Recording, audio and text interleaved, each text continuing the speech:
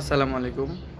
আমি medical assistant Mohammad Azizul হক Rana, BMDC registration number 23505।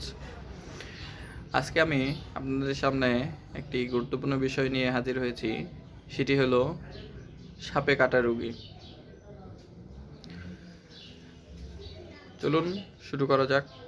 শুরুতেই বলে নিই, আপনারা যারা আমার এই চ্যানেলে নতুন আছেন সবাই সাবস্ক্রাইব করে আমাদের পাশে থাকবেন, তাহলে পরবর্তীতে কোনো ভিডিও আপলোড করলে আপনারা দেখতে পাবেন। তো চলুন জেনে নেওয়া যাক সাপে কাটা রোগীর করণীয় কি। এখন প্রথম অবস্থায় আপনি বুঝবেন কিভাবে যে এই সাপটা বিষাক্ত কি না। এখন বিষাক্ত বোঝার উপায় হচ্ছে, কারণ আমাদের দেশে অনেক প্রজাতিরই সাপ রয়েছে, যেগুলো প্রায় সবগুলো বিষাক্ত নয়, আবার কিছু সাপ বিষাক্ত রয়েছে। এখন যেই বিষাক্তটা প্রাথমিক অবস্থাতে আমাদের চিহ্নিত করতে হবে যে বিষাক্ত কোনটা। এখন খেয়াল করবেন যে যদি কোনো সাপ যখন কামড়াবে, কামড়ানোর পর ওখানে যদি দুইটা দাঁতের গর্ত হয়ে যায়, তখন সেটা বুঝবেন যে ওইটা বিষাক্ত সাপ। আর যদি সাপ কামড়ানোর পরে ওখানে কোনো প্রকার গর্তর সৃষ্টি হয়নি, সেটা হচ্ছে বিষাক্ত নয় সেই সাপটা। তো যখন সাপে কাটবে তখন আমাদের করণীয় কি। আমাদের গ্রাম বাংলায় প্রচলিত আছে যে যখন সাপে কাটবে, সেই কাটা স্থান যদি ধরেন যে আপনার এই জায়গাতে কাটছে, তার এখানে কিংবা এই জায়গাতে খুব শক্ত করে বেঁধে দেয়। এত পরিমাণ শক্ত করে বাঁধা হয় ওখানে আর রক্ত চলাচল করতে পারে না। তারপরে করে কি, যে আশপাশে যেখানে কবিরাজ আছে, কবিরাজের শরণাপন্ন হয়।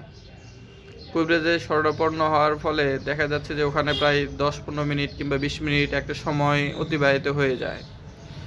এতে দেখা যাচ্ছে যে বিষাক্ত সাপ হলে বিষটা আস্তে আস্তে ছড়িয়ে যাবে।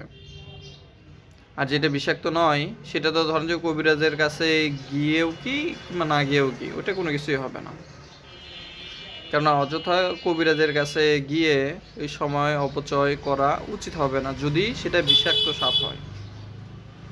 আর যে জায়গাতে সাপে কামড় দেবে সেই জায়গাটা, তার আশপাশের জায়গাটা যদি আপনি খুব শক্ত করে বাঁধেন, সেক্ষেত্রে বিষাক্ত সাপ হলে এই জায়গাতে আপনার কেটেছে, আপনি এই জায়গাতে এত পরিমাণ শক্ত করে টাইট করে বেঁধে দিছেন, যার ফলে এইদিকে রক্ত চলাচল আর হচ্ছে না। বিষাক্ত সাপ হলে হবে কি, ওই বিষটা এইদিকে ছড়িয়ে গিয়ে এই জায়গাটা আস্তে আস্তে পচতে শুরু করবে। এমনভাবে বাঁধবেন যাতে খুব টাইটও না হয় এবং খুব ঢিলও না হয়। এবং এই সাপের বিষের জন্য, সাপ কামড়ানোর জন্য এখন হসপিটালগুলোতে অ্যান্টিভেনাম ইঞ্জেকশনগুলো এখন অ্যাভেলেবল। যে ইঞ্জেকশন যদি আপনি খোলা বাজারে কিনতে যান, প্রায় 10,000 টাকার মতন লাগবে। সেই ইঞ্জেকশনগুলো হসপিটালে সম্পূর্ণ বিনামূল্যেই দেয়া হয়। আপনি যতক্ষণ কবিরাজের কাছে যাবেন ততক্ষণ আপনি হসপিটালে আসেন, তাড়াতাড়ি হসপিটালে যান। হসপিটালে গেলে ওখানকার কর্তব্যরত ডক্টররা দেখে জানাবে। তারপরে দেখা যাচ্ছে আপনার অবস্থার যদি বেশি অবনতি হয়, সাথে সাথেই অ্যান্টিভেনাম ইঞ্জেকশন দিয়ে দিলে আপনি তখন শঙ্কামুক্ত থাকবেন। ওই জন্য আপনারা সর্বোচ্চ চেষ্টা করবেন, যখন কোনো সাপে কাটা রোগী হোক বিষাক্ত কিংবা হোক বিষাক্ত নয়, এই যেই সাপে কাটুক না কেন, আপনারা নিকটস্থ স্বাস্থ্য কমপ্লেক্স আছে, স্বাস্থ্য কমপ্লেক্সে যাবেন, কিংবা সদর হসপিটাল আছে সেখানে যাবেন।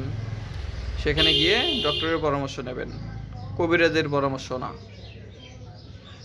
কেননা আপনি যদি সময় মতো ডক্টরের কাছে আসেন, আপনাকে বাঁচানোর সর্বোচ্চ চেষ্টা করা হবে। ইঞ্জেকশন পুশ করলে বিষটাকে নষ্ট করে দেওয়া যাবে, কিন্তু কবিরাজের কাছে গেলে উনি তো ওই বিষটা ওইভাবে নামাতে পারবে না। তাই আপনারা সচেতন